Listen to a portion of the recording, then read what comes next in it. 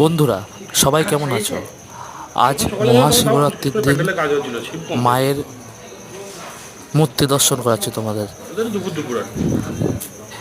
এই মা পূজিত হয় শান্তিপুর শামচাঁদ রোডে অবস্থিত লক্ষ্মী জনার্দন বাড়ি।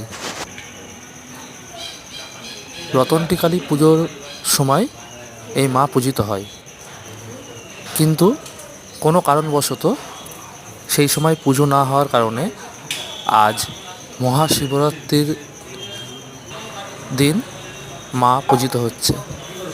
দেখুন মায়ের এই অপরূপ শোভা, কি সুন্দর মায়ের মূর্তি। মা সেজে গুজে কি সুন্দর দাঁড়িয়ে আছে। দেখুন এই মায়ের মূর্তি। আজ সন্ধ্যায় মায়ের পুজো হবে।